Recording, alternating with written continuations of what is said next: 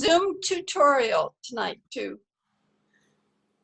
Yes, Okay, well, it should be that's part of the fine. fun. Okay, so back to the beginning. This is a talk about the history of film scoring, 126 years, millions of soundtracks.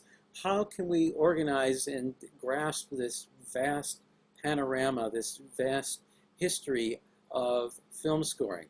Well, I came up with an idea a few years ago to divide film music into eras, just like we divide other forms of music into eras too. You know, there's the Baroque, there's the classical, romantic, modernist, minimalist. There's divisions that are kind of fuzzy, but historians have found that to be really useful to help organize the history of music.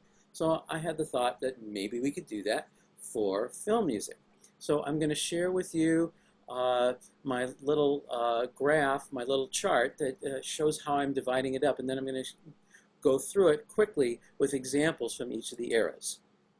So here is the little chart that shows the 7 eras of film music. And up at the top it says an important caveat or reminder that soundtracks combine new and old styles in all eras. So romantic and modernist techniques are still in use today. That's one of the challenging things about trying to organize film music, is that it doesn't change and then the past is forgotten. The past is rolled into the present, and when new developments come in, those are just added. So it's kind of like a soup or a stew that has like an endless number of ingredients being added to it. But somehow it always manages to taste good, at least in the hands of good composers. So here are the 7 eras. The first is the early Romantic era, and that's when actual romantic composers like Saint-Saëns wrote a film score. This wasn't his music being adapted. He looked at the picture and wrote music to correspond to that picture. So the early Romantic period began in 1894 and goes through 1930, and that's when actual Romantic era composers were writing music for film.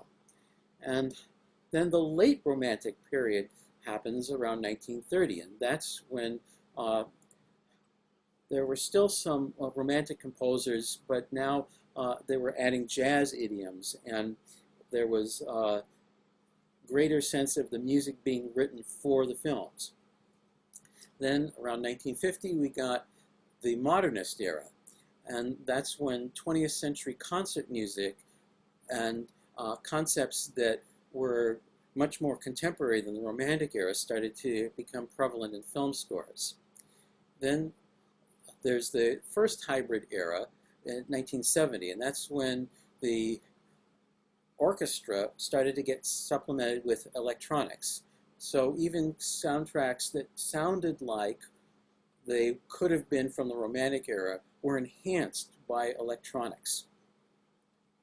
Then the fifth era is what I'm calling world hybrid. This is when world music, things like duduks and taikos and instruments that were from all over the world that would never have been in music from the Romantic era or music from the early 20th century, now starts to get incorporated into film music. And that also includes electronics, etc. So this is accreting more and more different kinds of instruments and sounds that can all find their way in the same score. And then finally we come to the present day, where I call digital fusion, where these many different styles have all fused together. So the same score can have different eras of music in it. And that always happened to some extent, but now it's more the rule than the exception. And then the 7th era is my speculation on what might be coming next. In 10 years, what direction might film music go? So enough of the chart, and let's move on to listening to something from that early Romantic era. And this is when famous classical pieces were performed live. Also, pop music was performed live. There was never a silent era of movies. That's just a term of art. The movies always had live musical accompaniment, even if it was just a pianist. And there are contemporary reports, even if you go back to the Lumiere brothers, in 1894, that they had live musical accompaniment and narrators. So sound and music were always part of movies. And the people who think that silent movies are best appreciated in silence, really, they don't know their history, because there was always musical accompaniment. It's just that it took a long time for the music to become specifically written for films. And I'm going to give you an example of a very early piece of music that was written for films. It was called photoplay music. That's the term for generic music that was written to accompany movies. And there was quite an industry going for a couple of decades of publishers creating this photoplay music that would be sent out to movie theaters all over the world, so the accompanists would have some idea of what to play. And there might be something from Mozart or Beethoven along with something that was composed originally. And I'm going to start with an example of something by a composer named J. Bodewalt Lamp. And it's called Misterioso Pizzicato. And this has been around for a long, long time. And I think you'll be pleasantly surprised by the contemporary use of this very old piece of photoplay music.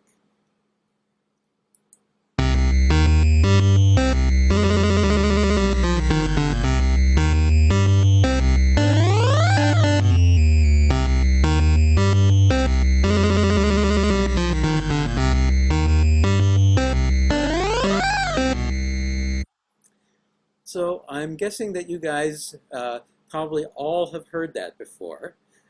But what's interesting to me is that well over a century after that piece of music was composed and played countless times in movie theaters, that it's now been adapted for video games. And there's other themes that are like that too. I could do a whole talk about that, how musical motifs, ideas that are very old get reused in modern music in ways that are kind of like a language. And like any good language, new words are being added all the time, but we don't get rid of the old words. We still use them because they're still good. So let's move on to an example of a film score that was written for a film, and there is a little bit of pre-existing music in it, but this is a film score that, even though the movie is like 2.5 hours long, it has over 2 hours of original music written for it. And it was composed by a guy that you might not have heard of before, named Gottfried Huppertz. And he has a very interesting story. He may not be a household name, but he was a trained singer and also wrote songs. And he was a friend of the great German director Fritz Lang. And he started working with Lang in 1924, and he would write music to be played on the set, because in the early days of film, it was important for the director and the actors to be able to communicate emotion without words. And to help that process, they would have a band of musicians off camera where you couldn't see them, but the actors could hear them playing, and the timing of the scene and the flow of emotions would flow with the music. So that's how Gottfried Huppertz got his start in films, was writing and performing music on the set to help the actors emote and to help with their timing. And then he got the opportunity of a lifetime because Fritz Lang, 2 years later, was working on a picture called Metropolis. And here is a wonderful scene scored for a symphony orchestra, and it was not recorded at the time. You know, it had to be played live back in 1926, but this is a more contemporary recording of the same music. So this is excerpt from the transformation of Maria from Metropolis. Close out of this.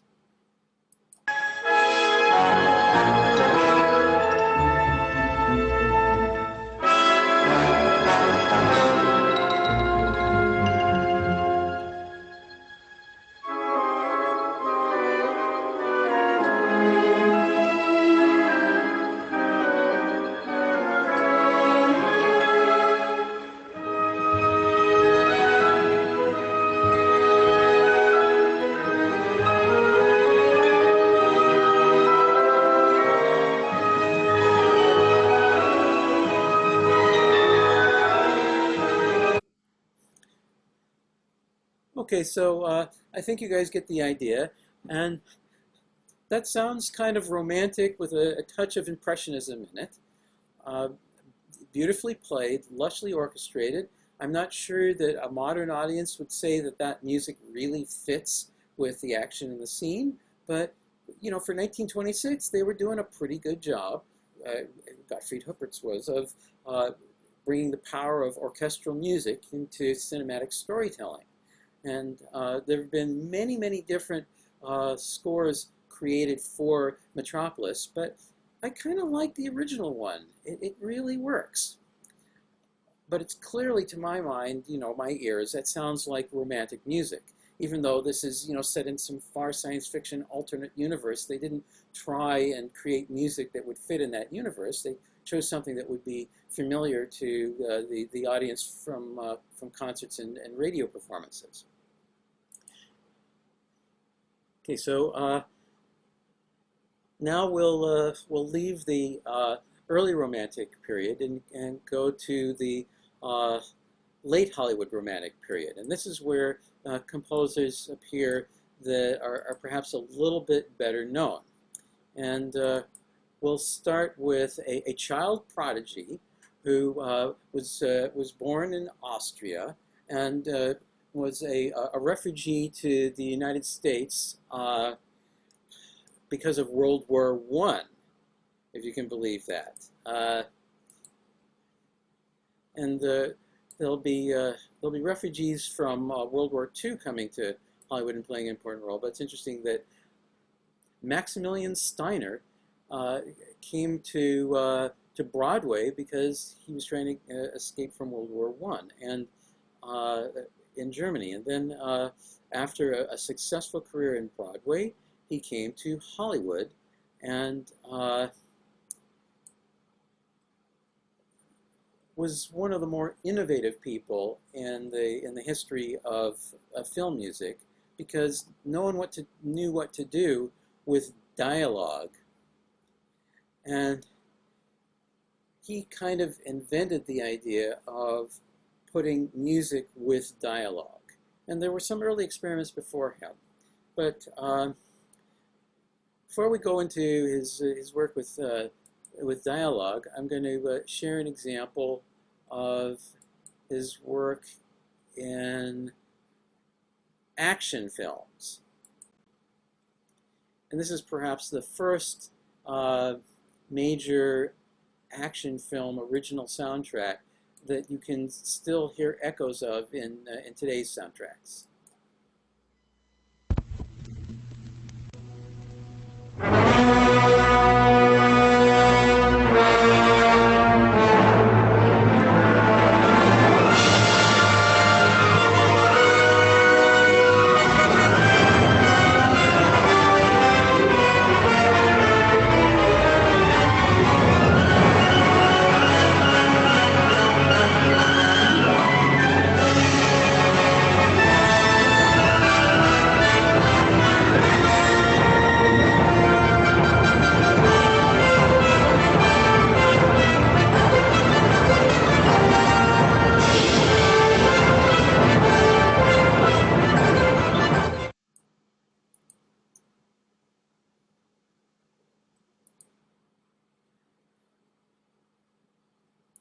Okay, so I think you guys kind of get the idea.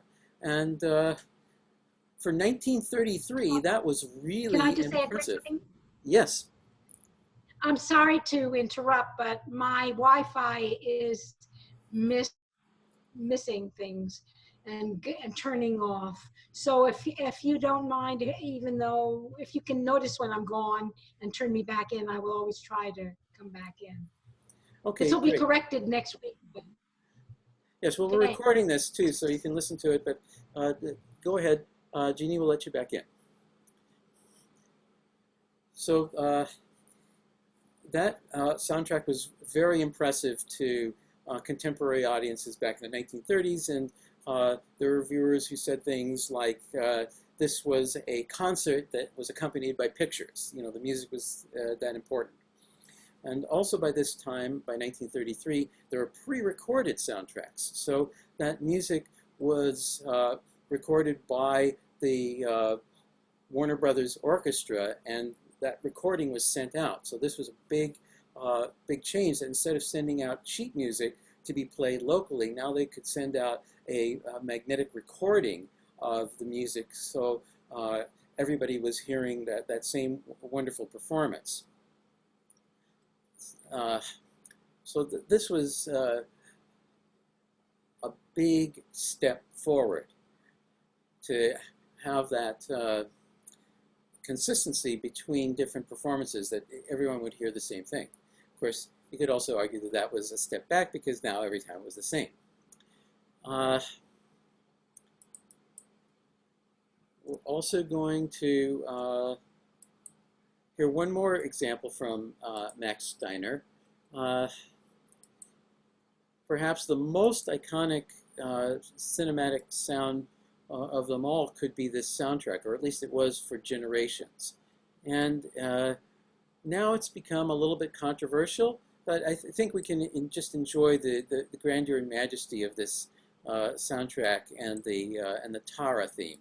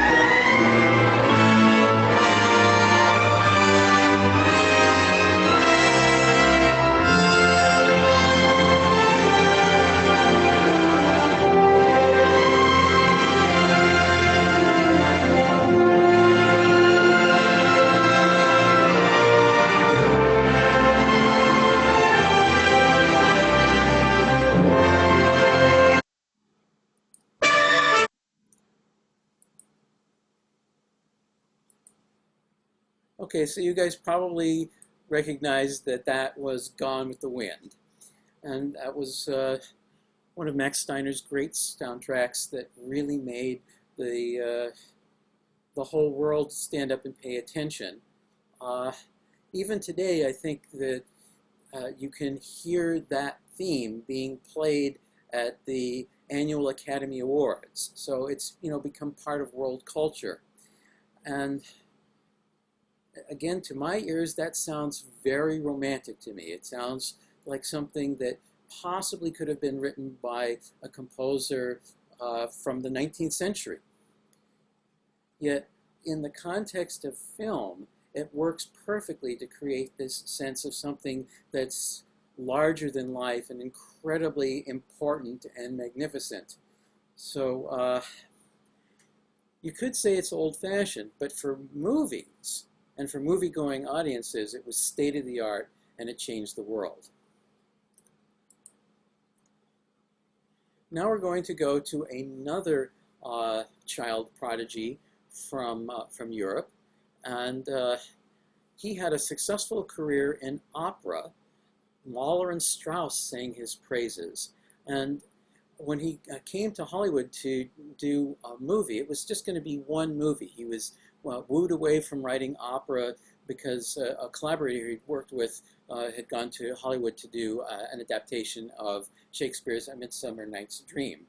but it turned out that coming to Hollywood saved his life because Erich Wolfgang Korngold was a Jew. And being a Jew in Germany in the 1930s was not good for your health. So the fact that he came to Hollywood to do that movie probably saved his life. And in the process, he also basically developed the adventure action soundtrack that we probably identify, most people identify as being golden age. And you can see a direct line from this sound to the sound of soundtracks by, say, John Williams when he's doing an action-adventure movie. So extremely influential, well past the time of that movie or the time of the composer. And see, now film music is starting to be recognized, although very gradually, as having potential worth outside of the movie theater. So I'm going to give you The Adventures of Robin Hood as performed recently by the BBC. Oh, wait a minute. My bad. I need to share the screen first.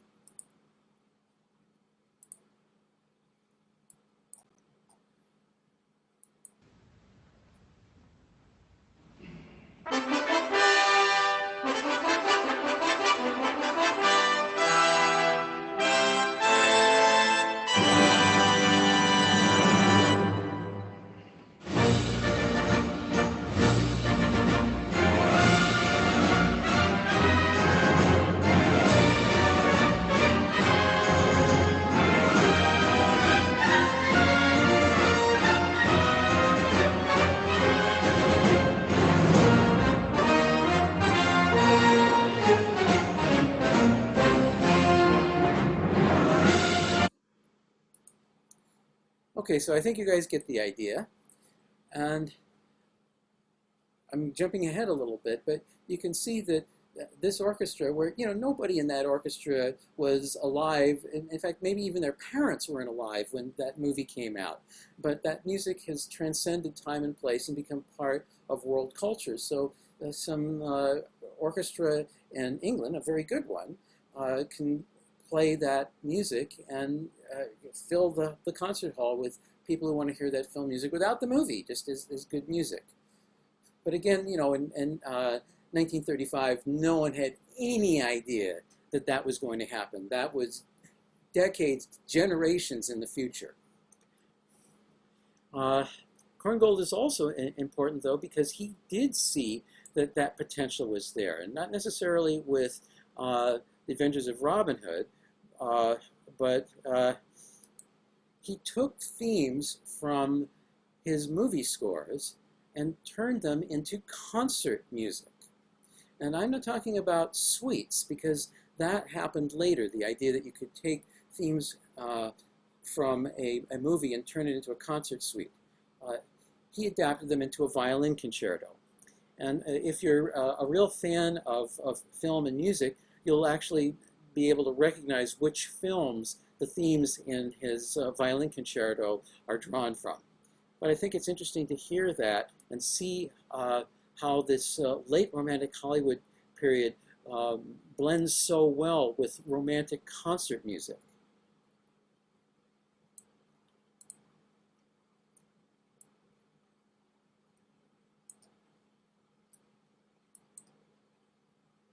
Okay, I'm going to share the screen, and you can enjoy it.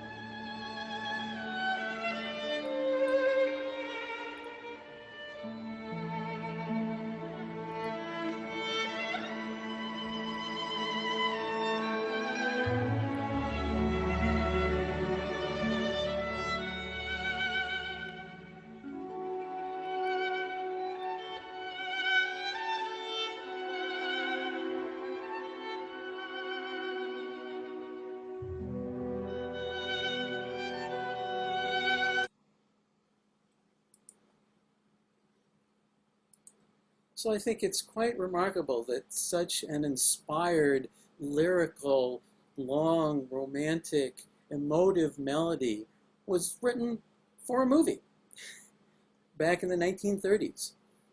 And it still holds up. You know, that's in like the top 20 favorite violin concertos performed in concert around the world. So today, you know, in the 21st century. So yeah, it's old-fashioned music, but somehow it also has this wonderful timeless quality, and there's this brilliance in those composers that have affected us to the present day.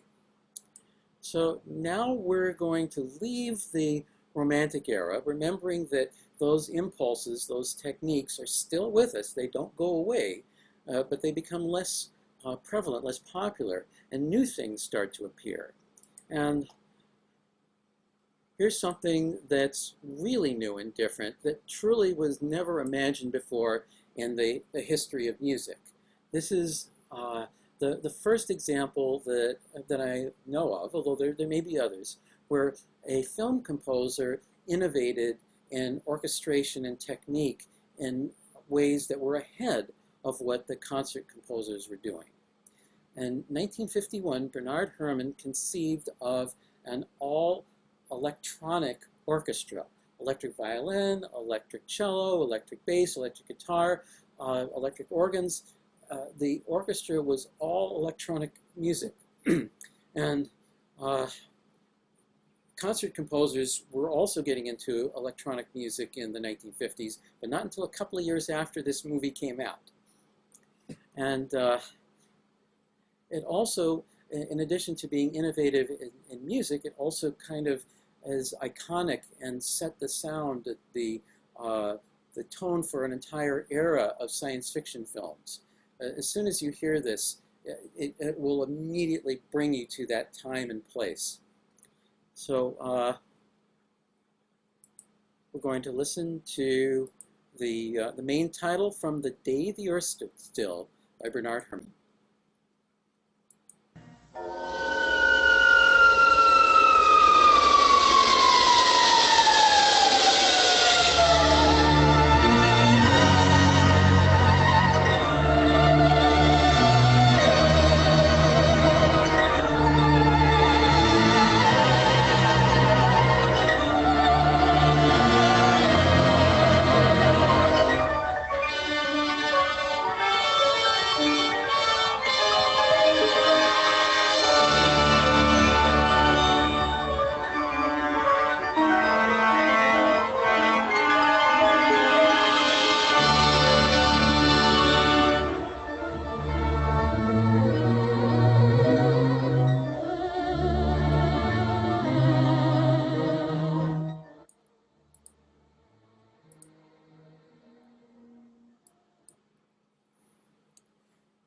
Okay, so pretty impressive. If you remember back when we were listening to Gone with the Wind or Robin Hood, and now you listen to this, that's a pretty drastic change.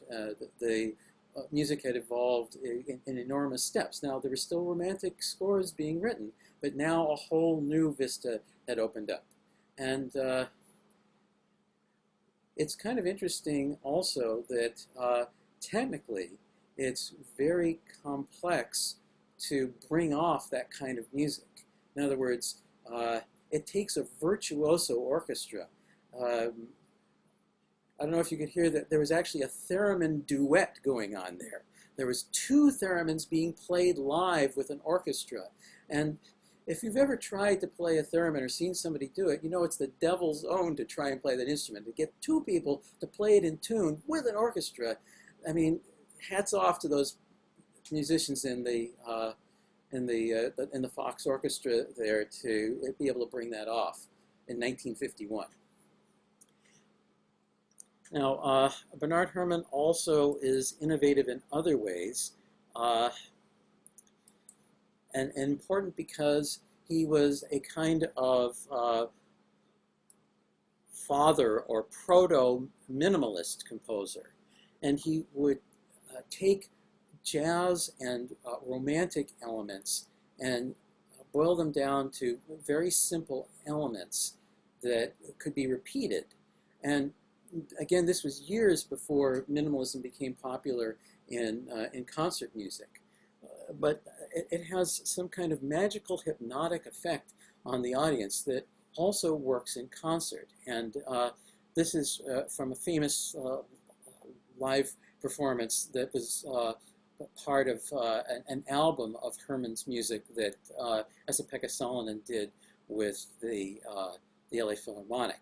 So again, when I can, I'm trying to use the live concert versions of these things so you can see how these ideas and concepts from film music actually have made their way into the concert hall to very good effect.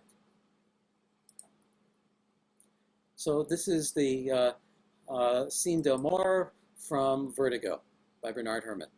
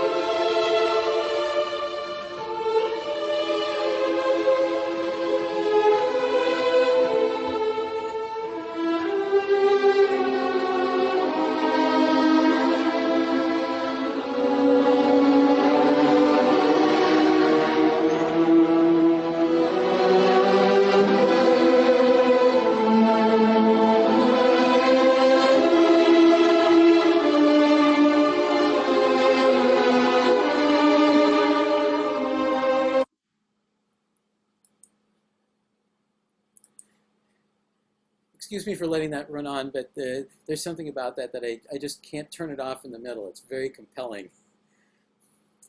So again, radically different from the David the Earth Stood Still sound with that cutting-edge electronics.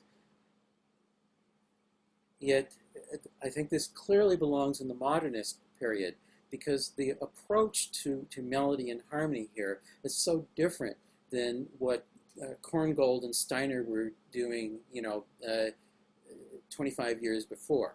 So those ideas are still around, but they've evolved and have changed in very significant ways. And by the way, that whole soundtrack is quite remarkable and comes off great in concert. Herrmann also had this wonderful knack for musical poetics. And, we're not even going into things like how he scored the murder scene in Psycho with the slashing strings where, the gestures of the musicians are matching the gestures of the murderer. It's a very interesting approach to theatrical composition. So now we're going to switch to another side, or another individual approach to the music of the modernist era. And like we had the more dramatic music of Steiner and the lighter, adventurous music of Korngold, the contrasting composer with Bernard Herrmann is the amazingly successful, really unprecedentedly successful Henry Mancini. And he was a classically trained composer who developed a career first in jazz. And while the other composers who were the first to bring jazz to the movies, for example, Alex North with A Streetcar Named Desire, it really got elevated to a signature style for Henry Mancini. And we're going to start with perhaps his first big hit, although certainly not the last of many. with the theme to Peter Gunn.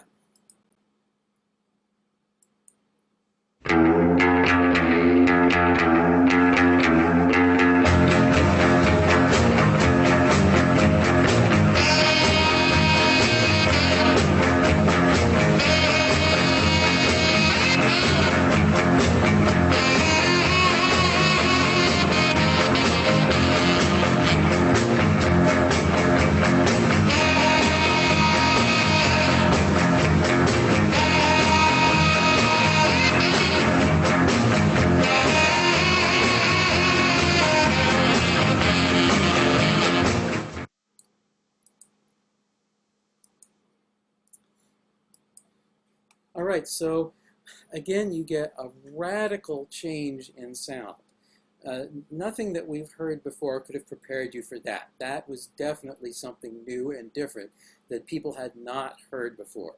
And also, this is our first example from a TV show. So that was music that was written for a TV show, but it had a powerful impact on the culture in general and on film scoring in particular. And Mancini became in demand, and even Orson Welles himself hired him based on this to score one of his masterpieces, A Touch of Evil. So again, this is the early 1950s, and if you're a fan, or you have a good ear for different styles, you'll notice that that is actually not a jazz piece. That's jazz rock. There's a strong rock beat with a rock-based guitar line in there. So rock and roll actually broke into the movies in the mid-1950s with Henry Mancini. And he actually grew more conservative over time, but no less creative and inventive. And he actually began to do something that had never even been thought of as possible before. He had a career, parallel career, as a concert artist, while also continuing to be very active writing music for feature films. And that had not happened before, and no one had thought of doing that. But because his themes were so successful, as popular music, he could have a career as a concert performer and concert composer in parallel at the same time that he was having a career as a composer for film and television. So that was something new under the sun. And I'd like to show an example of that to show you just what was going on, because even today, this would be considered to be quite exceptional to have an instrumental piece played on a primetime talk show, and the composer is not even the principal performer. He's just there comping away on chords in the background. So it's hard to understand what was like at the time. But again, it's important to understand that now film music and film composers were in a completely new category because of Henry Mancini. And this wasn't something that he sought. He was an example of someone who had fame thrust upon him. So here's Hank Mancini live on TV.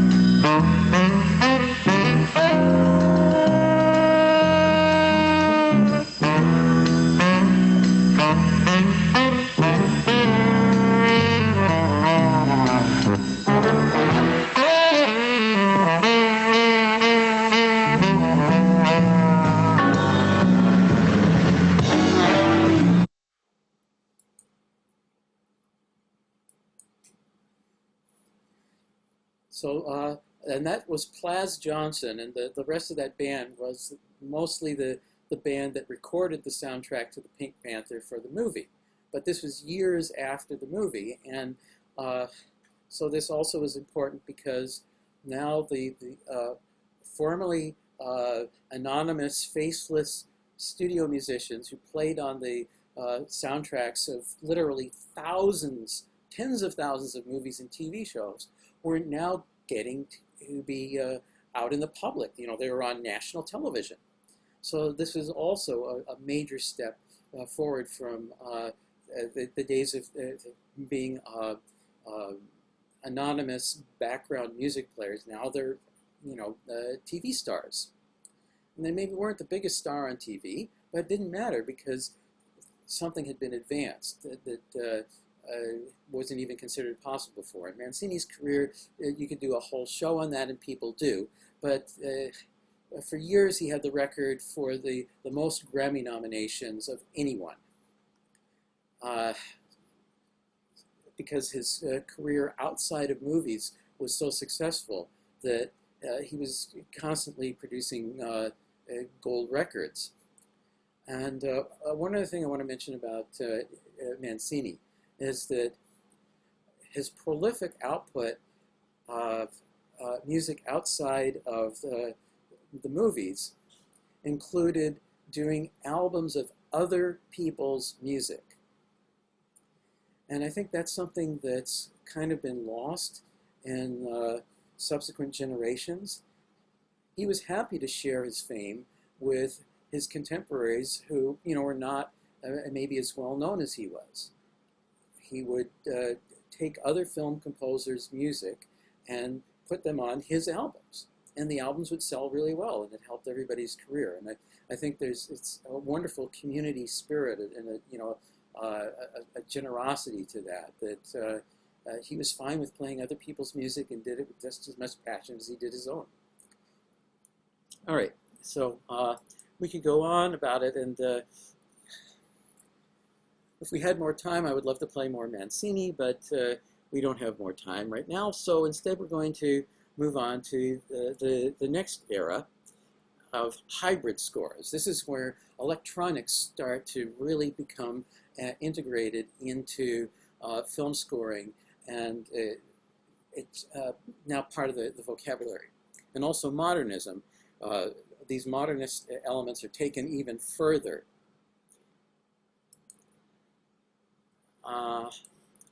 Here's an example of modernism in film music that would have been inconceivable. In fact, you know, if he had written this score for any other movie at any other time, he probably would have been fired. But instead, it became one of the all-time classics. Here's Jerry Goldsmith's cue called The Hunt from the original The Planet of the Apes.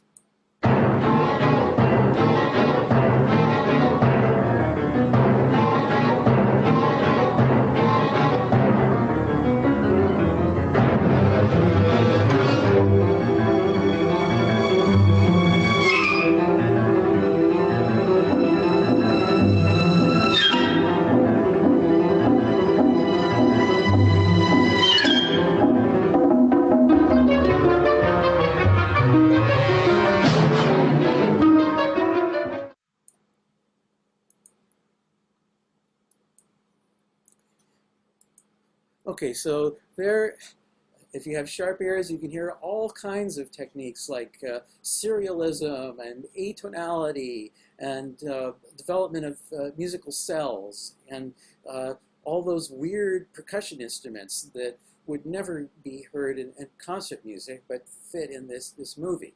You know, they're playing log drums and you know, pulley sticks and there's conch shell in there, all kinds of unusual instruments that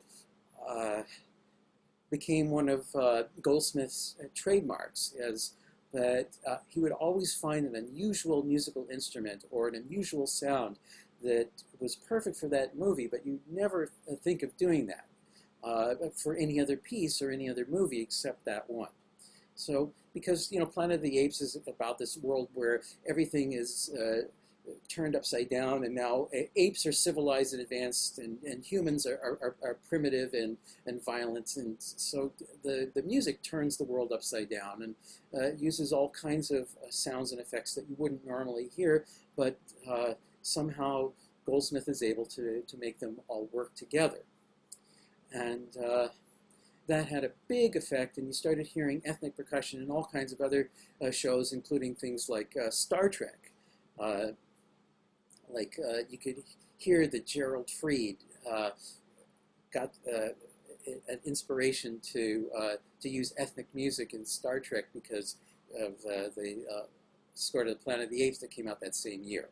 And I'm not saying anybody stole anything. I'm just saying that this was a very influential score because it was so bold and daring. And it would never have been written in any other era. And then Goldsmith also exemplifies the use of electronics hybridized with the orchestra. And here's a good example where electronic music and orchestral music are combined in a way that's really quite poetic. It fits the story and tells it in a way that's unique. And here is the main title from Patton by Goldsmith.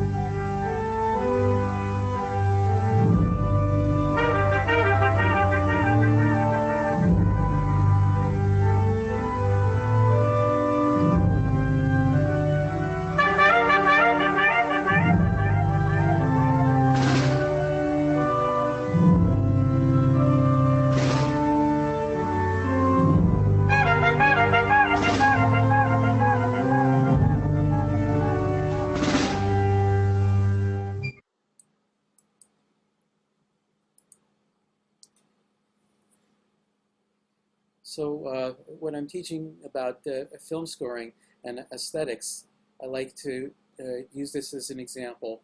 The trumpets there are just playing that little fanfare figure, da-da-da, one time. And all the repetitions are coming from electronics, a device called an echoplex. And the idea of putting an echoplex, a technology that was developed for electric guitars, on a brass section was just really radical and far out. But it's perfect for giving that sense of, well, here's a military fanfare that's from the past. And each of those echoes that are gradually fading away give you the sense that, yeah, this is a military film, but it's also one that's set in another era, and it kind of draws the audience unconsciously into the sense that we're traveling into another world. So, the poetic use of electronic effects. There's lots of other examples from Goldsmith, and if there's any Star Trek fans here, then I can play the theme for that, because that's probably what he's most famous for. So it's interesting that, with all these innovations that had a profound effect on everybody. I mean, even Henry Mancini started writing more like Jerry Goldsmith, because that's how powerful his style was and how influential it was. But it turns out that he's most famous for doing this.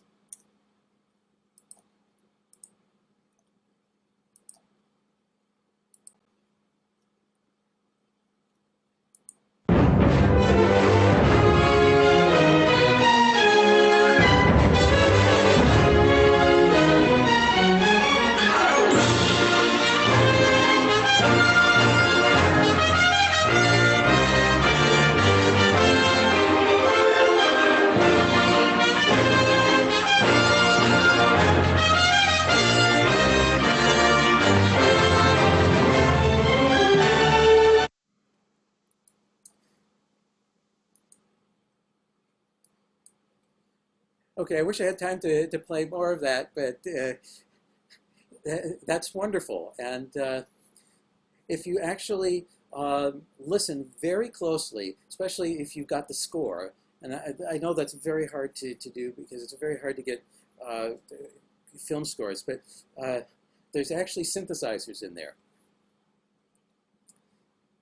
And that's a trick that continues to this very day, where to make things sound bigger and more dramatic, but also to sound just that hair more modern and contemporary, that the orchestral lines will be doubled by a synthesizer that's carefully mixed, so it doesn't start to sound electronic. It just adds another level of intensity and expression to it, and that's a good trick for a concert composer if you've got a small or a large budget. Is to if you get a good synthesizer player, a good synthesist, they can enhance the sound of the orchestra and make it sound bigger and fuller without taking away any of the expressivity.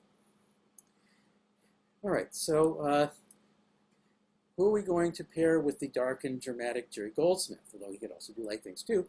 Well, we're going to take a look at the most important and influential composer of all time in the worlds of film, television, and video games. This is someone who took the level of success that his friend and mentor Henry Mancini achieved and took it to yet another level that again was unimaginable to the people of the time, including himself.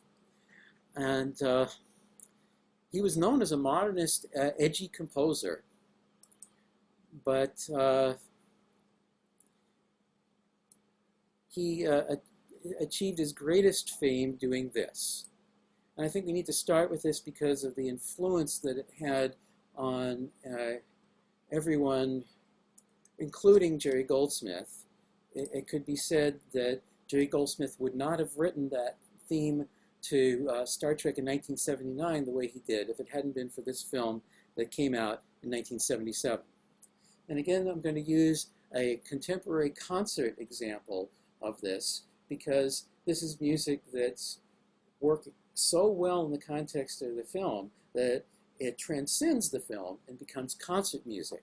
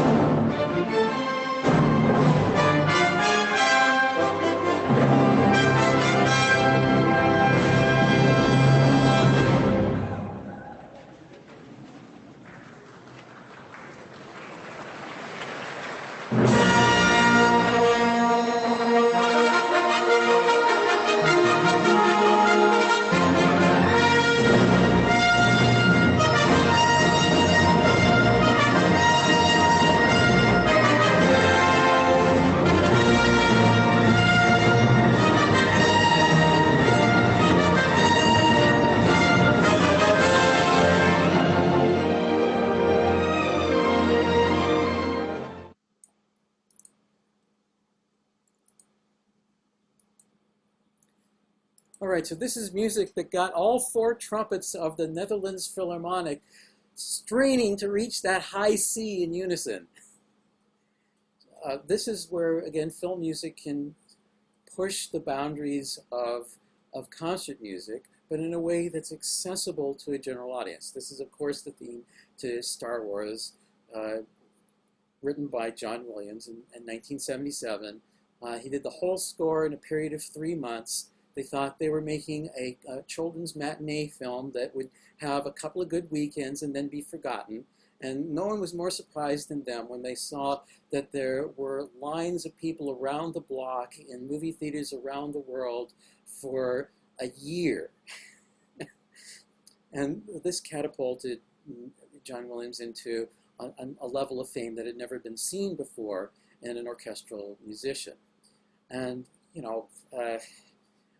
what can I say that hasn't already been said about John Williams? He has honorary degrees, he has Oscars, he's been honored by multiple U.S. presidents, the Legion of Honor, every honor that a person can get, he's had showered upon him.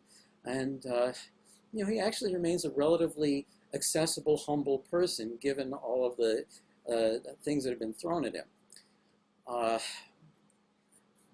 This is music that is a throwback in many ways to the Romantic era. Things that we listened to a half hour ago, that were done in the 1930s. Well, this is very, very similar to that music. Now, you can say that in some ways it's a little bit more inspired. The orchestration is a little bit more polished. And if you listen to it in the context of the film, you'll hear synthesizers in there if you listen very closely. Even though it was supposed to be an old-fashioned soundtrack, there are cues that use synthesizers. And in fact, the Cantina Band music, the thing that sounds like Dixieland, well, if you listen to it closely, it's not Dixieland at all. It's got two synthesizers and a steel drum playing in there. That wasn't even invented at the time of Dixieland. So this is the poetic use of musical styles to evoke an era, but not actually remain bound to the conventions of that era. It expands beyond it. So it's influenced by that era, but it's also influenced by a lot of other things. And so now film music has really become an art form that's very subtle, where the composer can be creative and innovative and yet do something that's accessible to a wide audience. And by a wide audience here, we're talking about tens of millions of people, which you could never pack into a concert hall. So let's hear some other examples of how Williams does this. And here he's again creating an iconic score for a character that will go on to multiple movies that are popular in video games and TV series and et cetera, et cetera. So he's not just writing music that's used for this one movie, but it's material that's going to be used by himself and by many other composers in spin-offs from this property. And I'll give you a little secret that the Celeste that's playing in the beginning, that's iconic, that's not a Celeste. That's a synthesizer that's got a Celeste patch on it, that's playing live with the London Symphony Orchestra. So again, this is from the hybrid era where electronics and acoustic music are combined. It's just that Williams is so artful in doing it that you don't think, oh, electronic. You just think, oh, that's beautiful and magical and mysterious. It's just art.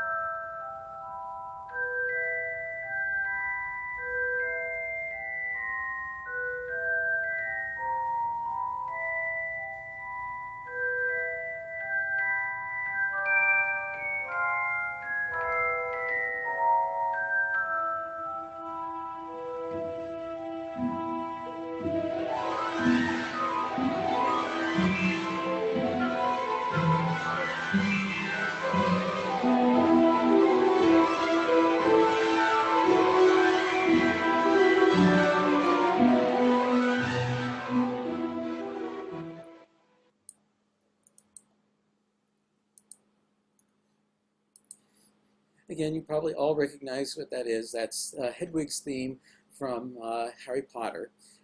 Interesting little story. That music was written before the film was shot. They wanted to start promoting it before the movie was made because they thought that they could, get huge audience for this.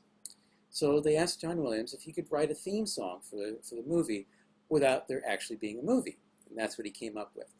So pretty good imagination there, right?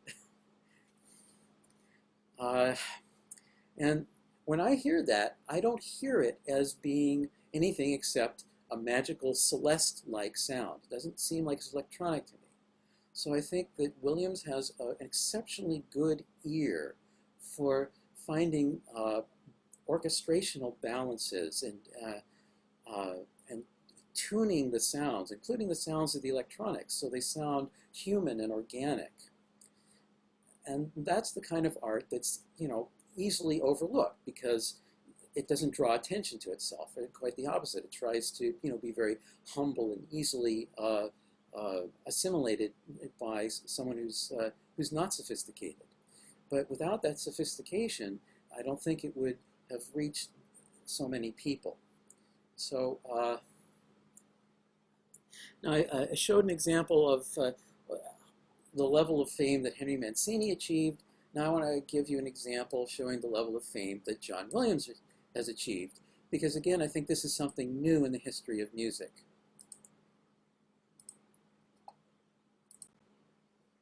Come on, come on.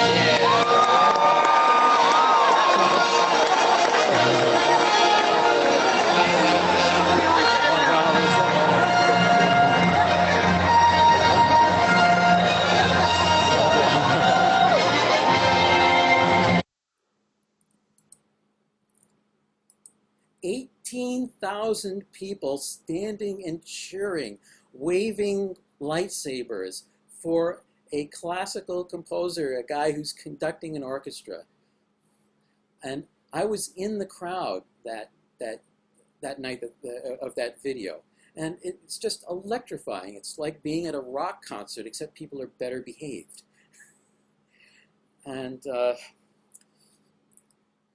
every summer, that's the way it is. In other words, that was from like 8 years ago. But if you'd gone back 15 years ago, or you went back last year, it would have been the same thing. So there's a level of connection between the musician and the audience there that's new and kind of amazing. It's a phenomenon, and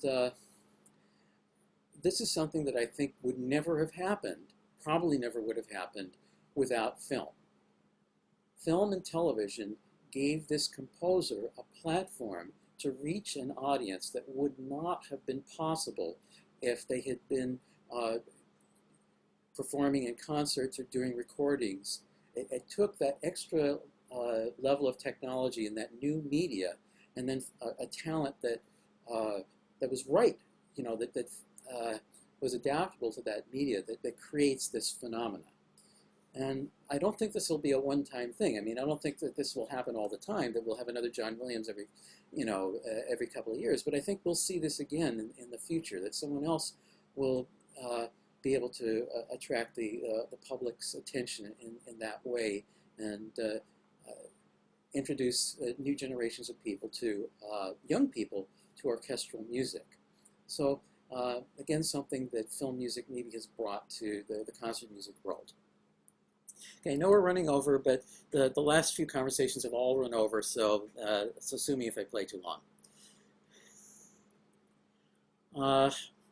So the next era is the world hybrid, where those world music elements that we heard a little bit of in Planet of the Apes, well, now that's going to become commonplace, almost de rigueur in film and television, to start bringing in music from other cultures, other parts of the world, and combining it with electronics and combining it with a live orchestra. It all goes into the big melting pot.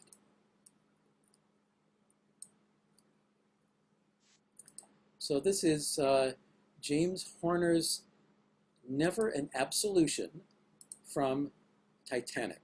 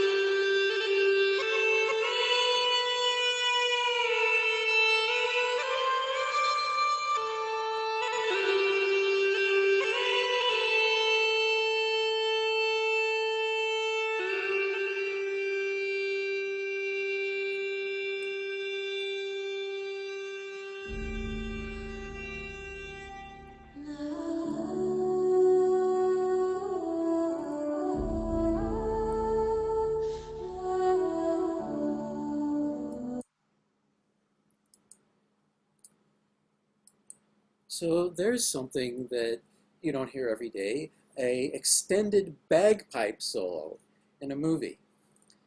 And if you'd asked me, and I think most people in 1997, how would a movie do if we had an extended bagpipe solo in there? But it'll be an electric bagpipe, it'll be a cool bagpipe. I think most of us would have said, probably that's got a very limited audience. Well, this is Titanic, and it became the most successful movie of all time and made $2 billion, and it was clearly the right music for that movie. So this marks a shift in both the public and in the composer, where this very ethnic Irish music, it's given an electronic spin, and now it's okay to put it in this giant blockbuster movie, and more than okay, it becomes like the signature sound and what people identify that's the sound of that movie, along with the Celine Dion song. But that's a whole other discussion. There is the history of popular song in movies, and Mancini is a great example of that too, and even back to Birth of a Nation. But I couldn't go into all of that because then it would have been even longer discussion. So James Horner is one of the leading composers of the world hybrid era, and it's interesting that that era ended around 2010, and just a few years after that, he tragically died. But he left a huge impression on the world of film and music, and he also has a wonderful poetic sense. And I think the way I'd like to remember him is not from that biggest blockbuster, but from a smaller film that still was quite well received, and where he took on a challenge that I think most composers would consider to be more than a bit daunting. This is a movie about a mathematician, and his mathematical work is explicitly shown and discussed in the movie. So how do you make higher mathematics appealing to the general audience? Well, people have used mathematics as a basis or an element of composition for centuries. But this is a really interesting challenge, because how do you make this accessible to a general audience? And I think he did a beautiful job here with A Beautiful Mind. And the cue we're going to hear is called A Kaleidoscope of Mathematics by James Horner.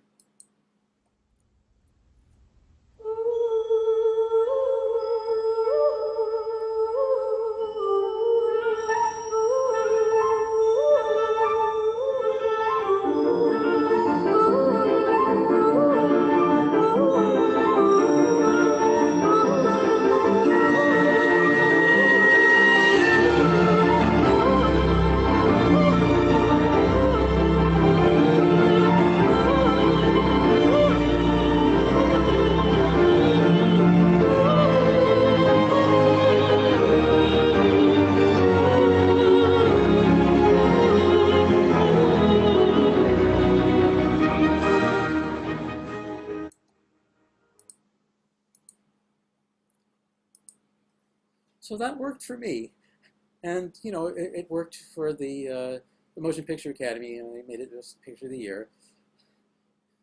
And I think that again, this is a beautiful example of the world hybrid era, because there's 5 pianos playing in there. Now, that's not something that you hear right away, but if you listen to it over a good stereo system, you can hear there's 5 pianos playing there in counterpoint, along with the symphony orchestra. And the pianos are also being doubled by electronic keyboards. So those are pianos, but they're pianos plus. And then there's, the soprano soloist. So very interesting, unique kind of orchestration that I just don't think you ever would have heard prior to that time. That was a development of the world hybrid era and film composing that made that kind of writing possible and successful. So we could go on more about Horner. He also worked on the Star Trek franchise, and had a long career. But I think again we're starting to see now that these different influences are starting to fuse together. That all these diverse musical influences, that cover centuries of musical history, are all kind of melding together in the service of telling a story. And I think a real good example of that era is a cue that actually got some play on the radio, even though there's not much about it that would make you think that this sounds like pop music or like something that would be on the radio, but it was so quirky and unique and catchy that it actually got some radio play. And this is by Thomas Newman, and it's a cue from American Beauty called, ironically enough, Dead Already.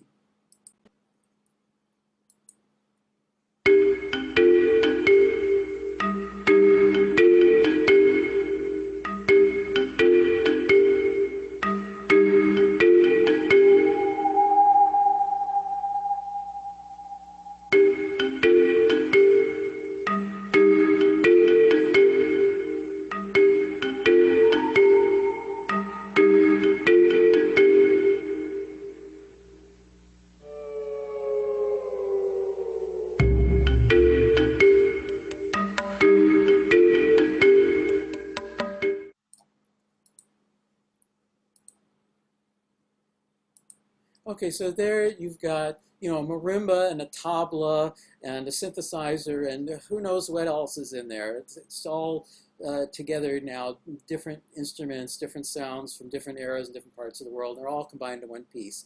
And somehow it works. It seems like it's a coherent, logical piece of music.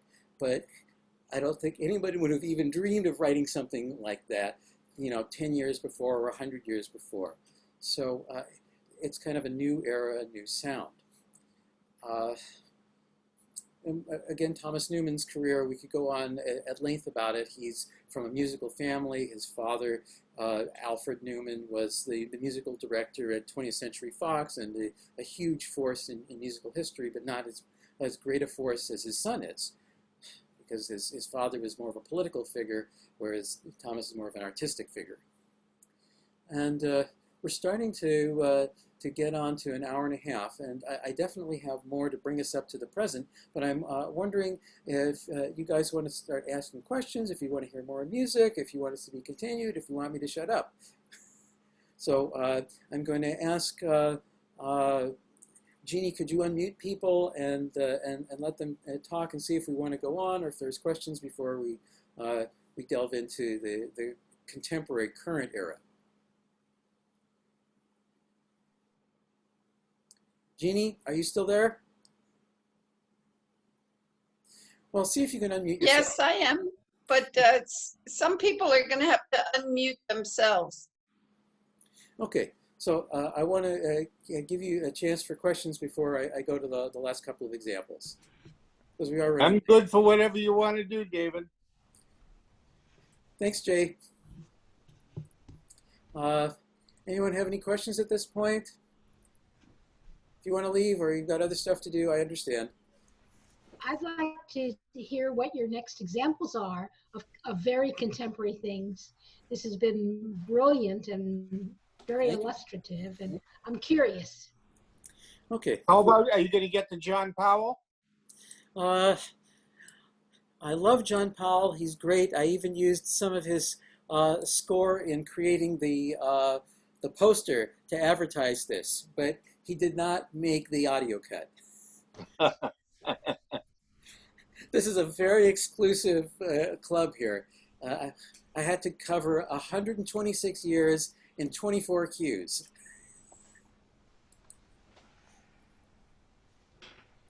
All right, so there's more wonderful stuff from the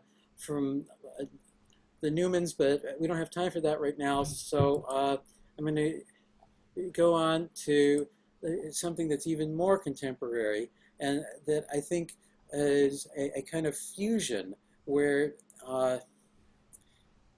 here we can listen to sounds that we've heard in some of these other examples, but they've been developed to a much more prominent degree, where there's world music here, but the world music has been taken even a little bit further, and you know the melange, the soup of all these different styles is now better defined, and you can hear something that's never been heard before, and yet instead of seeming odd, there's something almost soothing about it.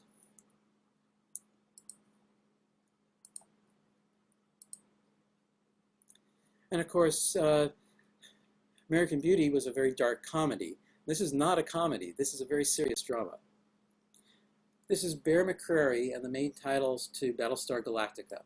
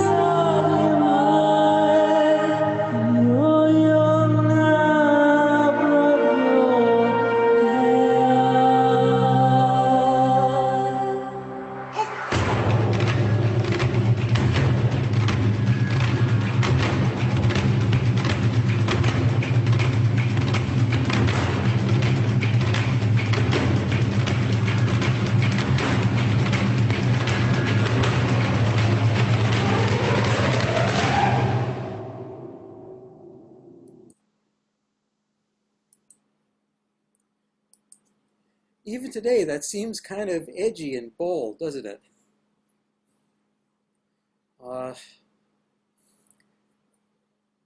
I'm sure you noticed that it was primarily a vocal feature, but it wasn't the operatic vocal production technique like we heard in the Horner example. This was world vocal techniques, where it's more like chanting or folk songs from the Far East rather than Western classical music. And the use of temple bells, you know, again, a very Oriental influence to it, that is being juxtaposed to images of this dystopic science fiction future. So again, there's a poetic use of the sounds. That not only is it world music, but it's world music that's being used to evoke something that's completely different than what its source material was intended to evoke. And so I think we're now at a language where all the sounds, all the musics that have been developed throughout history are available, and composers are, at least media composers, are kind of expected to know how to utilize those sounds in a dramatic way. So I think that that's an evolution that's kind of fused into a new style. And Bear has continued to, you know, have a big career since then, but I think this is kind of the iconic example. And now we're finally, after more than a century, we're going to have a iconic composer who happens to be a woman. And this is one of my favorite composers. Doesn't matter what era. I love listening to the music of Laura Cartman. And she's, again, someone who can do it all. And this is from a romantic comedy called Paris Can Wait. And again, you can hear music from different eras that are all kind of fused into one style. Oops, wait a minute. I need to share the screen.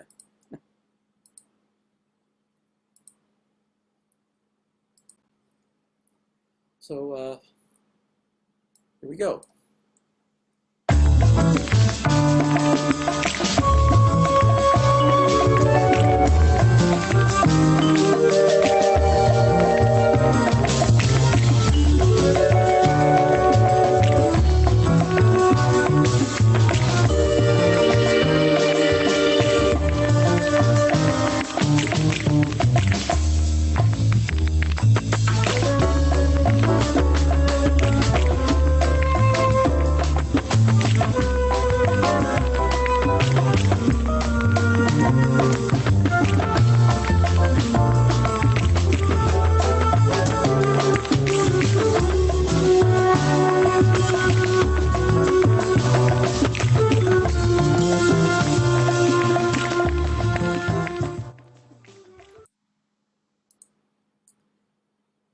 So I love the artistry there. It sounds almost like a samba that could have been written in the 60s or 70s for a French romantic comedy. And it is, a French romantic comedy, but it's one from much later. And so you can hear that there's a bass there, but it's an electric bass that has effects on it that they would never have used in that era. Although they might have used, a bass wouldn't have been that sound. And you can hear that there's some kind of exotic percussion there that's happening in the background that's very strange and not in time at all with the rest of what's going on. So it's adding this kind of peculiar edge to the music. And you might not have noticed it the first time through, but it's like I was listening to it and it's going, oh, Laura is doing something so, melodic and accessible. And then, after a couple of seconds, I realized, oh, wait a minute, she's got this weird avant-garde percussion thing going on in the background that has nothing to do with the rest of the music. It's there to add an edge to the drama and the story. So, she's using her skills as a composer to create something that is attractive and kind of draws you in, while at the same time can direct the audience's emotion to a place that you would not normally go with that kind of music by adding other sounds, electronic effects, exotic percussion, arrhythmic things, but fit into this superficially simple context, a lot like what John Williams did with Star Wars, where on the surface it's this simple, accessible tune. But if you listen to it more closely, the counterpoint and the orchestration, the harmony have all kinds of subtle things going on there that are acting on our emotions and our imagination. And Laura is great at doing that, and doing it on a budget too, because she usually doesn't have anywhere near the budget that John does. So I think I've gone on plenty long enough. And so I'm just going to speculate that what's going to happen in another 10 years? Well, I think that what's going to happen is that when things fuse together, they tend to fly apart into new directions after a while. They don't stay fused together. So I think that what's going to happen next is we're going to get a bold soundtrack that's going to focus on some element that has been left behind or is falling out of favor, like what happened with John Williams in the 1970s. That we're going to hear perhaps acoustic music featured in a way that 10 years from now will be radical, or we'll hear a guitar or a violin, something that that's a soloist instrument, and instead of having these massive epic soundscapes that are so common now, the music that's used to advertise trailers, it's supposed to be big and huge and grab people's attention. That's found its way into the movies and TV shows itself. And so instead of having bombast, that maybe the next direction will be to go for more simplicity. That the most radical thing that you can do when everything is complex is to do something really simple. So there's some of my wild ideas about the future, but I hope you've enjoyed this roller coaster ride of 126 years of film evolution, film soundtrack evolution. And please, if you haven't joined NACUSA, consider it. It's a wonderful organization. We're all about bringing in every kind of music and every kind of composer and getting your music performed live. And I hope you'll join us next week when we'll hear the great Jeannie Poole talking about what to do with your sound files, what to do with your live recordings. And maybe you can give us a little preview of that, Jeannie. Well, I want to open it up for discussion of things that you said, and I want to sort of kick that off by saying everything that you cite as innovation in film scoring comes from the concert music world. Well, and so that's not true. I just gave an example where you we'll fight about that, but because it's in the history books, Jeannie. Bernard Herrmann was first.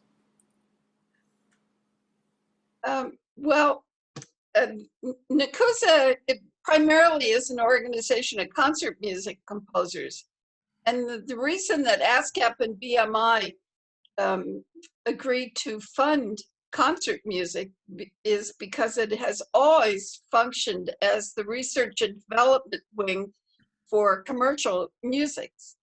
And I think that I could give you examples of every innovation in film scoring and how it came from concert music, including Bernard Herrmann.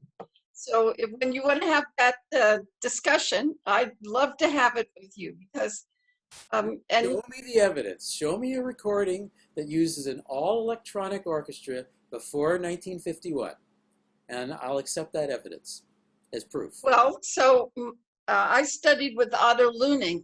That's true. And he and Vladimir Yusachevsky had concerts all the time with electronics at the Museum of Modern Art in the 40s. So there are lots of things. Busoni talked about electronic instruments before World War I. But it wasn't an orchestra. They were soloistic. They were individual instruments or computers. But they weren't a band. And that's a conceptual leap. To go from having one instrument to having a whole ensemble of them playing together. Well, it may have a lot to do with budget, funding. Doesn't matter, he did it. Well, we'll have a discussion about that, but I think that there's a lot of the composers that you mentioned actually were trained by concert music composers. Oh, and yeah. a lot of these gentlemen you discussed were members of the LA NACUSA chapter in the 40s, 50s, and 60s. Yes, in fact, they hung out with the concert music composers because of the innovations going on, like electronic music and development of synthesizers and new sounds. So. Oh, absolutely.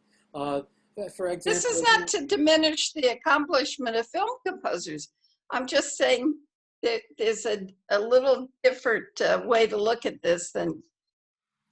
Oh, absolutely. There's no question that, for example, I mean, the reason why I make such a big deal about there being two romantic early and late periods in film music is because that's so different than what was happening in the concert world, where the concert world had moved far beyond, in their concepts and techniques, what the film composers were doing. The film composers were writing in a style that was, 40, 50 years behind the times. And when the modernist period happened in the 1950s, you know, the things that Elmer Bernstein or, you know, even in the 60s, Jerry Goldsmith were doing, and concert composers had done 50 years before that. So yeah, for the most part, concert music is decades ahead of film music, and has been for its entire existence. So Okay, so others want to unmute your mics and so you can talk. I just want to say, Jeannie, I didn't know that both you and I studied with Otto Luning and knew Vladimir Yushchevsky and others. Did you go to Columbia, Barnard? I went to Columbia, yes. Oh my goodness, I didn't know that. wow. Wow, I was a composition major under Otto Luning. He was my main mentor. Wow, maybe we should have a conversation about Otto Luning next time. I mean, you know, next month. Well, you know, his book, I'm trying to think of the name of it, The Odyssey of an American Composer, is one of the most surprising books on music that I have ever read. I don't want to give away one of the great secrets, but I will say, what was he doing in, I think it was Vienna, at a very crucial historic moment? That's all I can say, and it's in this Odyssey of an American Composer by Otto Luning. Well, Carol, if you check the intro to that book, you'll see that he acknowledges that that book would not exist without me. Thank you so much. I adore that book. Look in the book. Not surprised. I worked with him on it for 2 years. Wow, that is awesome. That is I am awesome. very That's really impressive to you. You never Well- mentioned that before that I recall. I have a question. I don't know if it's more of a question than a citing of a composer that I'm very fond of, though I've only heard one or two of his film scores. Tara Takamitsu. Oh, I love, Familiar with his, for example, The Littlest Buddha yes. or The Little Buddha? It is absolutely such a masterpiece. And then another one is Red Violin by, Corrigione. yeah, the Red Violin, which is not Tara Yeah, no, that's the Corrigione, but why am I forgetting the name? He Takamitsu, won an Academy Award. What? Takamitsu does some amazing chamber music aesthetics, if that's the way to call it, you know, chamber music scores where he has just a handful of instruments, and they're, you know, a mixture of Chinese, you know, Eastern instruments and Western instruments, and he gets this wonderful, unique sound that's very much that world hybrid sound that we were talking about. And he was kind of a pioneer in that. And I think that the score of the Red Violin in its own right can sit in a concert hall and make people weep and thrill. Why am I not? Who can tell me the name of the composer? I'm so embarrassed. Corrigione or Corrigione, depending on how you pronounce it. He's a New Yorker who's done several film scores and a lot of famous concert pieces. John Corigliano. Yeah, Yes. I don't know however you pronounce his name. Corigliano, thank you. Yeah, in any case, Corigliano's first big film score was actually one from quite a ways back called Altered States.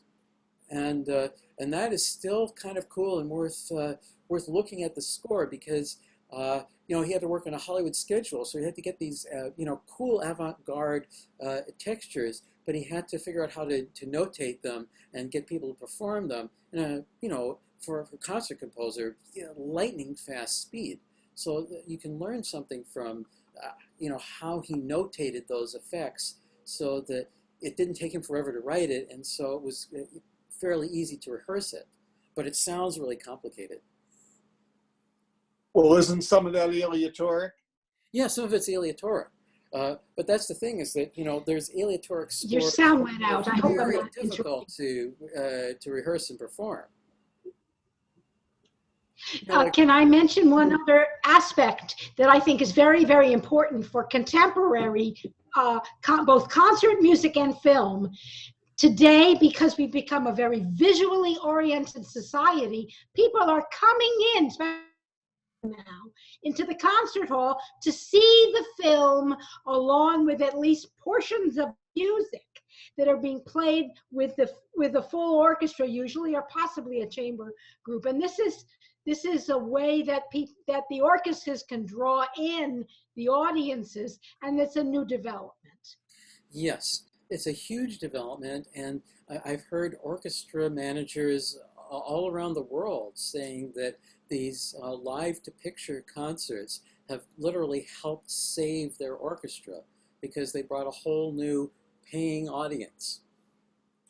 Well, may I state the obvious in that when, classical composition moved into serial techniques and post-serial techniques in the avant-garde, they turned off a lot of people whose ears just couldn't adapt to that. And so now you have film composers with melodic themes and, music that that you don't need a ton of music education to understand and feel on a visceral level. I don't think that negates, I love me some Webern, so I don't think it negates what these people did. But certainly once classical music crossed that threshold, it was never going to have the mass popularity it had if you're listening to Swan Lake. That's just the reality of it. That's very true. And, At the same time, though, I would argue that an audience will accept an awful lot when they watch it in the context of a movie. absolutely. And they accept some very avant-garde stuff. Straw Dogs, and they don't think a thing of it, but it's in a whole other context. Straw Dogs sold out. Jerry Fielding basically did Stravinsky there. So Yeah. Exactly. I mean, Planet of the Apes is a real good example of that. That was a popular movie that spawned a whole series of films. The public couldn't get enough of it, and all the composers, for that series have done aleatoric, very dissonant, abrasive kind of sound compared to typical tonal soundtracks, and no one thinks. I didn't think of it as being as complicated as it was because, in the context of the movie, it seems natural or organic. Does that make sense? Mm-hmm. Yeah. So, I think that context has a lot to do with it. And if you have a lot of musical context, that is, you've listened to all kinds of music and your ears are accustomed to listening to these dissonant and unexpected sounds, you can accept it. But David, I know I've told you this story about going to see Herbie Hancock when he released his album Mwadishi. And this was coming after Fat Albert Rotunda, which was a funk album, basically. Mm-hmm. So I show up there, and so does the audience, and most of them had never heard Mwadishi or Bitches Brew. And they start to play this music, and you can tell the audience is like, kind of perplexed. What is this? And this goes on for about 15 minutes. And while the music's going, Herbie walks up to the mic and says, "Have you ever been in a tropical rainforest?" And then he doesn't say anything more for 15 minutes. And all of a sudden, the audience is with him, and they're listening to music. And he comes back and he says, "See," he said, "you were uncomfortable with the music because it was unfamiliar to you till I gave you a little box to put it in so you'd be comfortable. But the music didn't need the little box. You needed the little box." Mm-hmm. wow, that's a great quote. Good comment. That was actually pretty bold of Herbie to just say that. I'll bet you he got that from Miles. Sounds like a Miles thing, doesn't it? Yeah, if you don't get this, you need to get hipper, I think if you reflect for a moment, you can think of a lot of movies that have this kind of situation. I think of Wait Until Dark, that Hank Mancini did, and that's got some pretty avant-garde stuff in it. And even the Psycho, I mean, that's pretty avant-garde stuff, and it's people just accept it, and it fits right into the movie and moves the dramatic action along. So Yeah, that was the context is very important. at those concerts where Solonen was doing the Hermann programs. You'd see that he was doing atonal serial music from some Psycho, and the audience was like on the edge of their seats, listening to it really intently. It was just really fascinating to see how they were kind of being taught how to listen to that kind of music. David, another composer I'd like to call attention to is Ray Scott and his Electronium, that which was years ahead of its time. ASMAC had a very nice presentation on him several weeks ago, and I knew of him, but when I think of him, I always think of Your Hit Parade, yes. which I grew up with as a kid. But I mean, he was way ahead of his time, and way ahead of Robert Mood and Don Buchla and all the rest of them in what he was doing, and even some of the stuff that was recorded and used. I think some in film contexts and other things. So Yes. I don't know. To me, good music is good music, and it can come in all different shapes and sizes and sounds. Here's a fun bit of trivia. They may have mentioned this at the ASMAC thing. Ray Scott's drummer is John Williams' father. Yes, that's right. Isn't that quite a coincidence? Yeah. Yeah. So, Rand, if am I saying your name correctly? Oren. Yeah. Oren. My bad. Do you That's all good. have favorite film scores or composers that I didn't mention? I don't know his name, but the guy that did How to Train Your Dragon. Oh, that's what Jay was mentioning, John Powell. It's very good, yeah. Yeah, he's great. He's great. Yeah, John Williams, favorite by far. Morricone. Yeah, Ennio Morricone. Yes. Again, that world hybrid stuff, with the good, the bad, and the ugly, where it opens with an ocarina solo. Yes. And there's the soprano soloists. I mean, the vocalists, and then there's electric guitar. It's like, what are all these things doing together? But they somehow it works. Cinema Paradiso score. I adore that. Right, and then he does the full-on romantic stuff. So that's the wonderful weird thing about film music. If we want to think about early things, think about Alban Berg and his use of film and so on in Lulu, that couldn't really be realized in his day, but he was looking ahead, and at a later time it was realized. Yes, and and Schoenberg did a short thing for Film Scene, which is really quite a nice piece of music if you don't know it. So yes, music to accompany a cinematographic sequence. Yeah.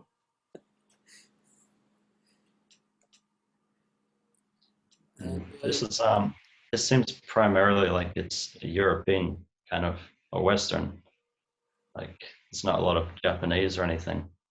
Is this just focusing on kind of Western music? Well, I'm focusing kind of on Hollywood music because that's had the widest reach, Right. But I mentioned Tora Takamitsu.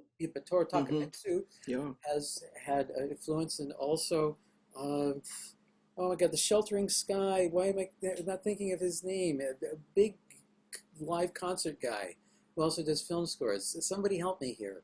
Who am I talking Yeah, about? Hisashi. What about Bollywood composers? Yes. In fact, Bollywood's composers have won Academy Awards for best music. You just got an answer, I think, in the chat about that. Yeah. No, Joe, well, Joe Hisasi is awesome, but that's not the person I was thinking of. Okay, I'm going to ask Mr. Google what he thinks, and uh,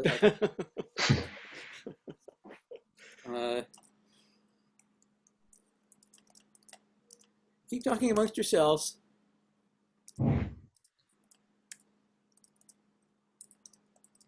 Well, personally, I just want to say that I'm glad that two eras or two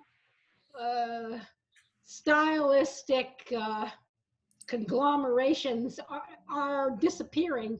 One was only synthesizer and bad synthesizer, like the Chariot thing. I can't remember. Oh the name. no, we're going Oh, to war. We're going to war. I You're didn't gonna like that get score at all. jealous. Okay, We're going anyway, to war. let me finish my communication. You have a right to your view.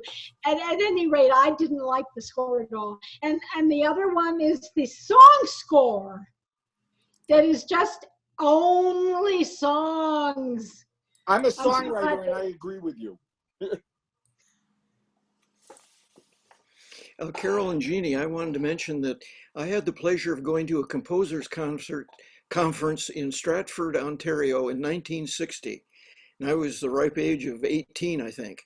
And a friend of mine said, I'm going to this conference, and I went along. And that's where I met Otto Luning and Yuzleshevsky, Gunther Schuller, George Rockberg, Luciano Berio, many of the people that later, became big names. And that was just fascinating because they played, and see, I'm trying to think, Perez was there, and they did his, I'm not going to think of the name of it. And it's the first concert that I was ever at that people started throwing stuff at the stage and yelling obscenities. So it was a piece for small. Oh gee, I wish I could think of the title right now. Chamber of music. It was chamber music and electronic tape. But anyway, I found them all to be very charming people and very easy to talk to, and it was very inspiring because I was just at the very beginning of becoming a composer, and I remember Otto Luning talking, and all of these folks were just they were just wonderful human beings and very encouraging to young composers. That's an amazing experience, especially to have, when you were starting out. Yeah. The composer I was thinking of is Ryuichi Sakamoto, and I bet you Chikako knows of him. Mm-hmm. And I adore his stuff, and if you haven't heard it, I suggest you listen to the soundtrack to The Sheltering Sky or anything. You get a wonderful Japanese take on Hollywood-style scoring, and it's melodic, and it's sensual, and very evocative.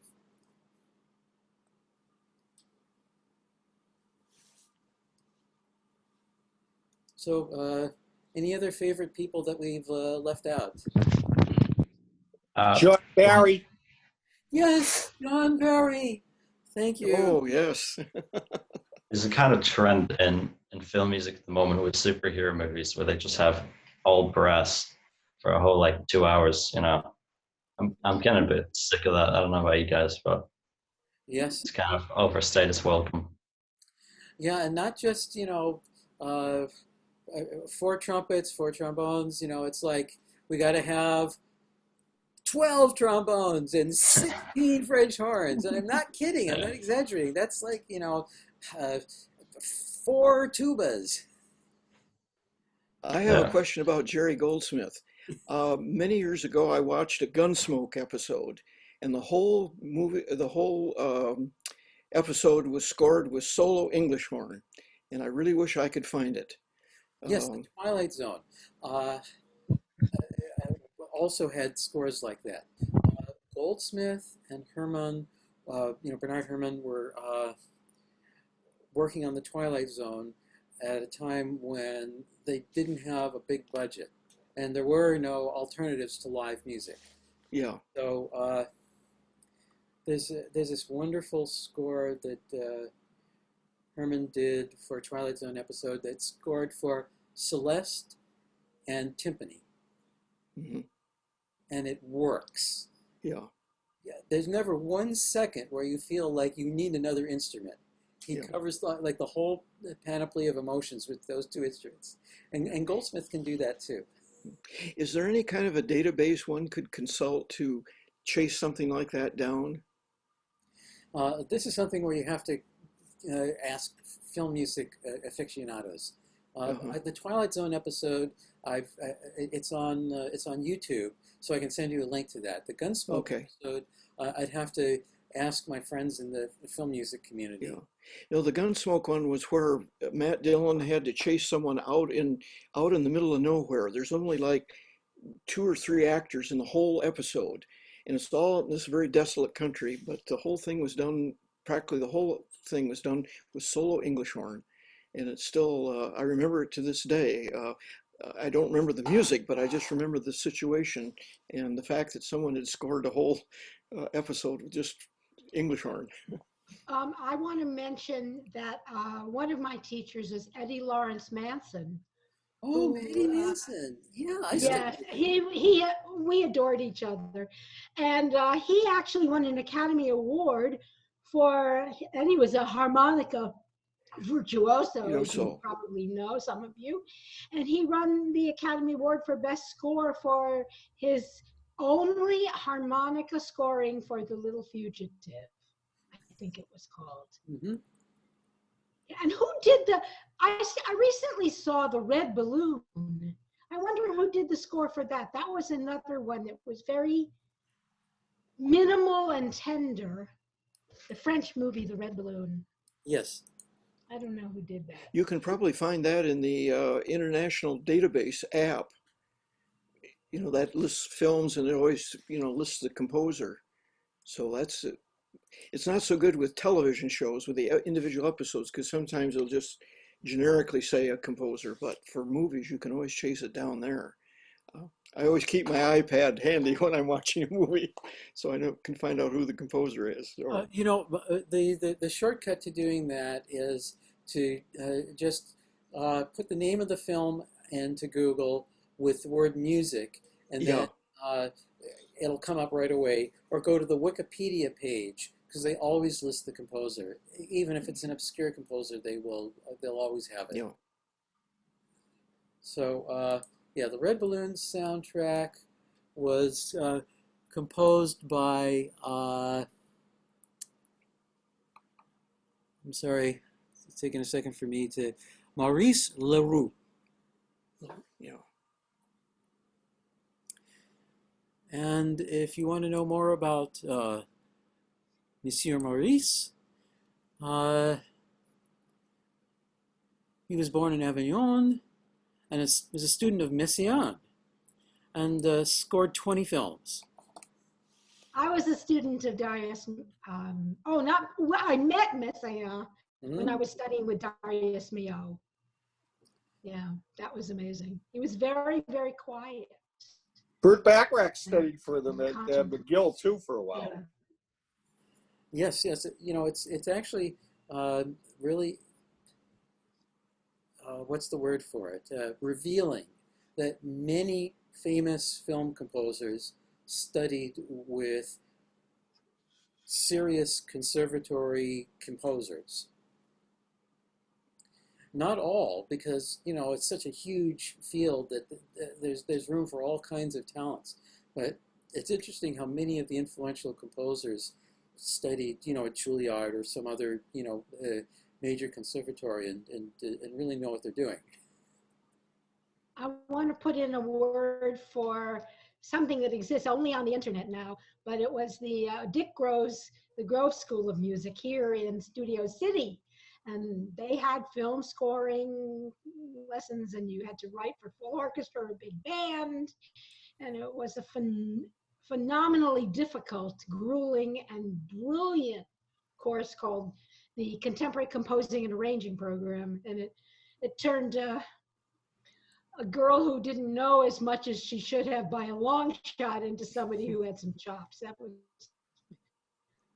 was so grateful for that. Did that school just go out of business, or what happened there? It still exists in terms of two things.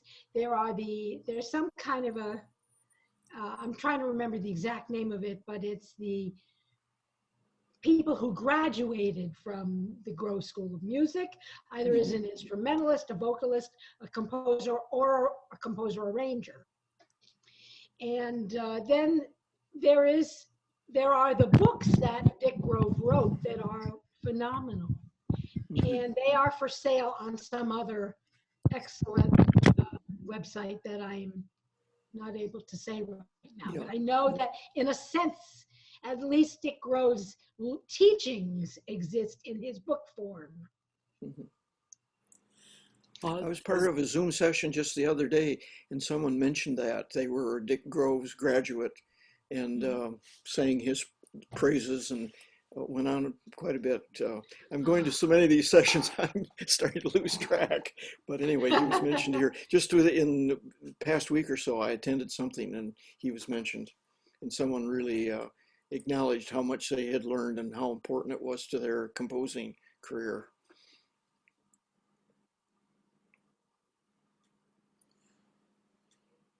Okay, Matthew Hetz asked several good questions and then left. So I think I've got his email, so maybe I can follow up with him. Yeah, so did anybody else have questions or comments? Is this a weekly thing? I was wondering. Oh, yes, it's a weekly thing. In fact, next week, Jeannie, our president, is going to be speaking some very practical steps on how to monetize recordings. Oh. You know, your own recordings of your own music. Right, yeah.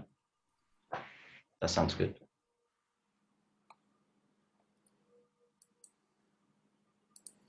And, you know, we're going to have more talks coming up, like as soon as he's feeling a little better, my friend Andy Farber, who's the co-director of the Lincoln Center Jazz Orchestra and a professor at Juilliard, is going to talk about composing for jazz orchestra.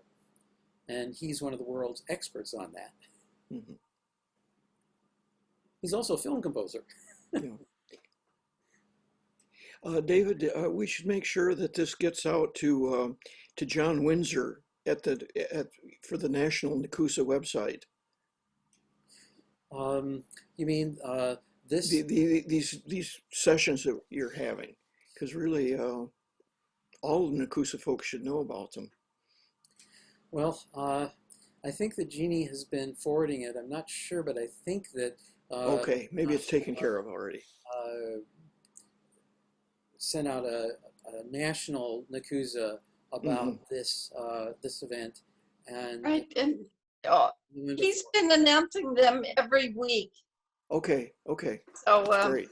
and we'll be putting up the videos, the recordings, so people could listen. The people on the East Coast complain that we're too late here on the West Coast for them. Well, I can go, you know, earlier if other people want to. It's fine with me. So the Carter talk, if you didn't see the one that Richard Derby did on the music of Elliott Carter, that was outstanding and full of great stories and really practical insights on how to write ultramodern music. And that's up on our YouTube channel now. And I'll put this one up, you know, tomorrow or the next day. So maybe the national members, and you know, if you're not a member, consider joining. It's not that much, you know. It's like what, $50-$60 for a year, And you get these great conversations, you get community, you get live concerts, and if you've ever tried to stage a concert of all new music, it's not easy. And Jeannie and Dion are just masters at making live concerts happen, good ones. So I'll let Jeannie take us out, and then thank you all so much for your patience. You're a wonderful audience and asked wonderful questions. Thank you. Yeah, thank you. Thank you, David. Thank you. Thank you. Thanks. Good night, everybody. Good night. Thank you. Night. See you next time. Thanks. Okay. See you. Bye. Yeah.